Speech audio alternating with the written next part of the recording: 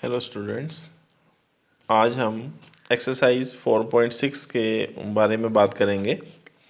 4.6 exercise में से questions आने के मैक्सिमम चांसेस होंगे। तो सबसे पहले मैं क्वेश्चन नंबर 7 से स्टार्ट करूंगा। 1 to 6 जो हैं वो कंसिस्टेंट और इनकंसिस्टेंट सॉल्यूशंस के बारे में मेरे को आपको बताना पड़ेगा पहले।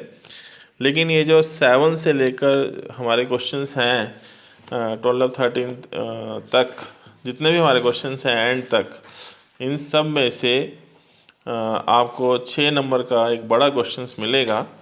और वो उस बड़े क्वेश्चंस के मिलने के चांसेस जो होंगे वो क्वेश्चन नंबर 11, 12, 13, 14, 15, 16, एक एग्जाम्पल हमारे पास है, साथ में एक क्वेश्चंस मिसलेनियस एक्सरसाइज में है। तो मैं आज आपको पहले 2x2 मैट्रिक्स के बारे में, हम इक्वेशंस कैसे सॉल्व करते हैं इसके बारे में बताऊंगा। जैसे 7x + 3y = 5। आपको सिर्फ मैंने ज़्यादा नहीं करवाना है ये ना, मैं इनके सॉल्यूशंस दूंगा, आप खुद निकालेंगे। क्वेश्चन नंबर 7 से लेकर क्वेश्चन नंबर 7 to 10 एक ही मेथड से होंगे। एक क्वेश्चंस मैं आपको करवाऊंगा, बाकी आप खुद करेंगे। मेथड करने का जैसा मैं बताऊंगा वैसा ही होना चाहिए, उसमें कोई चेंजिंग नहीं करनी है। सबसे पहले आपने लिखना है the given system of equations can be written as, यानी ये जो हमारे पास एक लीनियर इक्वेशंस दी हुई हैं इनको कैसे लिखा जाता है। तो ये लाइन लिखनी है the given system of equations can be written as, यानी इसको लिखना है ax = b। यानी ये जो हमारे पास 5x + 2y और 7x और 3y है, इसके अंदर a की वैल्यू हमारे पास है। यहाँ पर a की जो वैल्यू है वो 5, यानी x के साथ कितना है 5, y के साथ 2, x के साथ 7 और ये 3, यानी हमारे पास एक मैट्रिक्स बन गया। और x जो है कैपिटल X लिखना है। कैपिटल X की जो वैल्यू है वो x, स्मॉल x और y है। देखो यहाँ पर x और ये y, स्मॉल x और y यहाँ पर यूज़ हो रहे हैं, तो ऐसे लिखने हैं। और b जो है वो हमारे पास है 4 और 5, यानी b की वैल्यू ये 4, 5 है। तो इस टाइप में आपने लिखना है। यहाँ पर आप लिख लेंगे x = a इनवर्स b, और इसको आप नंबर 1 दे देंगे, क्योंकि a b के नीचे जाएगा, ऊपर जाके x = a इनवर्स b बन जाता है। सबसे पहले आपने डिटर्मिनेंट a फाइंड करना है, यानी 5 3 जा आता है आपको करने। 5 को 3 से मल्टीप्लाई 15 आएगा, माइनस का साइन होता है, 2 7 कितना होता है 14 होता है। तो हमारे पास ये क्या value I 1 is not equal to 0, यानी determinant a not equal to 0 आना चाहिए। फिर मैंने आपको बताया है कैसे निकालते हैं। यहाँ पर आपने लिखना है a is a non singular matrix. आपको मैंने बताया हुआ है यहाँ पर, therefore a is non singular matrix, मैंने आपको बताया हुआ है। सो इट्स इनवर्स एग्जिस्ट,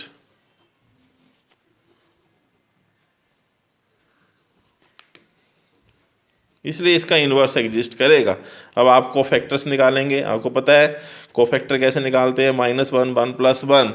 आपको मालूम है कोफैक्टर कैसे निकालेंगे, ये कैंसिल कितना है कोफैक्टर यहाँ 3, a1 2 निकालेंगे, -1 1 + 2 करेंगे, और इसका कोफैक्टर 7। तो a1 का हमारे पास -1 का स्क्वायर पॉजिटिव होता है 3 आएगा, a12 -1 का क्यूब नेगेटिव होता है, साथ में 7, और फिर a21 निकाल देंगे। a21 का -1 2 + 1 करेंगे, और 2 + 1 में हमारे पास ये कैंसल 2 आएगा। a22 -1 2 + 2, और हमारे पास कितना होगा ये 5। तो a21 की वैल्यू ये नेगेटिव बनेगी, -1 का क्यूब नेगेटिव साइन 2, और a22 की वैल्यू ये पॉजिटिव साइन और ये 5। तो ऐसे करके हम सारा ये निकालेंगे। और देखो हमारे पास ये एडजॉइंट a क्या आया 3 -7 -2 5 और ट्रांसपोज। जब हमने एडजॉइंट a का ट्रांसपोज कर दिया तो 3 -7 ऐसे आ जाएगा, -2 5 ऐसे आएगा, तो एडजॉइंट निकल गया। ये हमने किया हुआ था। और ए इनवर्स निकालने के लिए एडजॉइंट ए अपॉन डिटर्मिनेंट ए होता है। तो एडजॉइंट ए कितना था, हमारे पास ये आ चुका है, डिटर्मिनेंट ए 1, तो 1 अपॉन 1 और ये एडजॉइंट ए लिखना है, तो 1 से मल्टीप्लाई करेंगे, इनवर्स भी यही आया। फ्रॉम इक्वेशंस नंबर 1 फिर क्या लिखना है, फ्रॉम इक्वेशंस नंबर फर्स्ट, तो from equations number first x is equal to a inverse की वैल्यू और b, x is equal to a inverse की वैल्यू और b, ये मल्टीप्लाई हो रहा है, यानी ये रो इस कॉलम से मल्टीप्लाई होगी। 3 into 4 12, minus 2 into 5 minus 10, minus 7 into 4 minus 28, 5 into 5 plus 25, 12 में से 10 चले गए 2 और माइनस 28 में से 25 चले गए -3, तो बी गेट x की वैल्यू, और ये कैपिटल X किसके बराबर था, xy के बराबर, तो x की वैल्यू 2 और y की वैल्यू -3, ये हमारे पास वैल्यू आती हैं। अब आपने चेक करना है क्या आपका आंसर ठीक आया नहीं आया। रफ काम में आप चेक करेंगे, आपके पास जो वैल्यूज आई, x की वैल्यू 2 और y की वैल्यू 3, यहाँ इस इक्वेशन में भर के देखो, 5 इंटू एक्स की वैल्यू कितनी है 2 प्लस 2 इंटू -3, इसको सोल्व करो, 10 माइनस 6 किसके बराबर आया, 4 के बराबर, और इजिकल टू 4 है, इसका मतलब ये आंसर हमारा ठीक आ गया।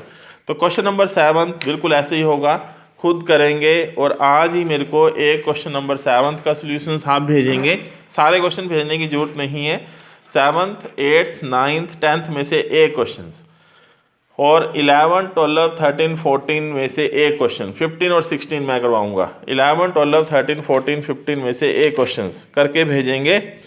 इनमें से एक क्वेश्चंस का सॉल्यूशंस मैं आपको बता देता हूँ। जैसे क्वेश्चन नंबर 13, चलो मैं कर बता देता हूँ आपको, इसका वीडियो मैं समझा देता हूँ। हमारे पास क्वेश्चन है 2x plus 3y plus 3z is equal to 5x minus 2y plus z minus 4 3x minus y minus 2z is equal to 3। तो वही the given system of equations can be written as ax is equal to b, x is equal to a inverse b। a कितना होगा 2 3 3, ये देखो लिखा है 2 3 3, 1 x के साथ 1, y के साथ -2, z के साथ 1, और उसके बाद x के साथ 3, y के साथ -1 -2, और capital X x y z हो जाएगा, क्योंकि 3 वैल्यूज हैं यहाँ पे देखो। इसके बाद b की वैल्यू 5 4 -3, आप यहाँ से डिटर्मिनेंट a निकालेंगे, डिटर्मिनेंट a ये निकाल लिया गया, या आप निकाल सकते हैं खुद, डिटर्मिनेंट a को निकालने की कोई बड़ी प्रॉब्लम नहीं है, आता होगा डिटर्मिनेंट a निकालने सबको, मैं ऐसे रख रहा हूँ इसको फ़ोन को। इसके बाद इसकी वैल्यू हमारे पास 40 आ गई, 40 is not equal to 0, therefore a is non singular matrix, so its inverse exist.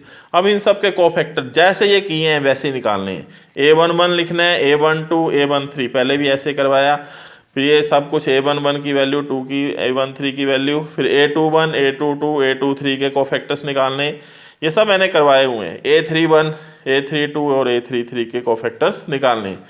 बड़े ध्यान से इनको करना है, अगर इसमें माइनस की गलती हो जाएगी तो आंसर नहीं आएगा।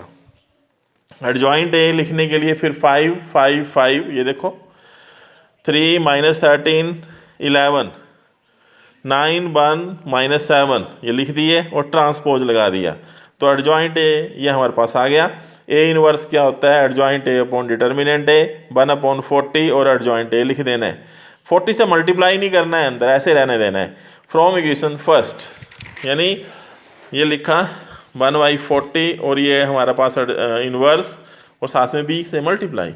अब इसको मल्टीप्लाई करेंगे, 5 को मल्टीप्लाई 5 से 25 आ रहा है देखो, फिर 3 से -12, ठीक है, 9 27, ऐसे प्लस लगाने हैं ऐसे, फिर 5 5 25, -13 इंटू -4 प्लस 52, 1 इंटू 3 3, फिर अगली थर्ड रो 5 इंटू 5 25, 11 इंटू -4 -44, और 7 -7 इंटू 3 -21, इन सबको ऐड करके 40 80 40 आया, -40 आया, और 1/40 बाहर था और x/z था। अब ये 40 अंदर मल्टीप्लाई होगा, 1/40, 40/40 1, 80/40 2, -40/40 -1, तो x की वैल्यू 1, y की वैल्यू 2 और z की वैल्यू -1, तो x कितना हुआ 1/2 और z -1, ये आंसर आया जब ये आंसर आएगा तो आपको 6 नंबर क्वेश्चन के अंदर मिलेंगे। 100% यहाँ से क्वेश्चन आएगा इनसे। और दूसरी बात है, क्वेश्चंस को करने का ढंग यही होना चाहिए। तो क्वेश्चन नंबर 13 का सॉल्यूशंस मैंने आपको दिया। क्वेश्चन नंबर 12, 14 एंड 11 आप खुद करेंगे, लेकिन 11th क्वेश्चंस के अंदर सिर्फ एक प्रॉब्लम है। जैसे ये क्वेश्चंस है तो 2x + y z, x y z तीनों दिए हैं, लेकिन तीसरी वाली इक्वेशंस में x नहीं है। तो x क्या होगा? x यहाँ पे 0 होगा, 0 × x। तो देखो वैल्यू लेनी है 2 1 1, 2 1 1, 1 - 2 - 1 और 0 3 - 5, 0 3 - 5। तो ये हमारे आज के लिए इतना काफ़ी है। अभी सभी बच्चे इन सभी क्वेश्चंस को करेंगे। Question number 7th, 8th, 9th, 10th, 11, 12, 13, 14 ये क्वेश्चंस आपको आज करने होंगे और एक एक सॉल्यूशंस मेरे को भेजना होगा। 7, 8th, 9th, 10th only for practice, paper में नहीं आते। 11, 12, 13, 14 इसमें से 13 मैंने करवा दिया है। 11, 12, 14 एक एक अपनी ईमानदारी से क्वेश्चंस को निकालें और इसका सॉल्यूशंस मेरे को भेजें। 15 और 16 का सॉल्यूशंस मैं कल बताऊंगा आपको। Thank you.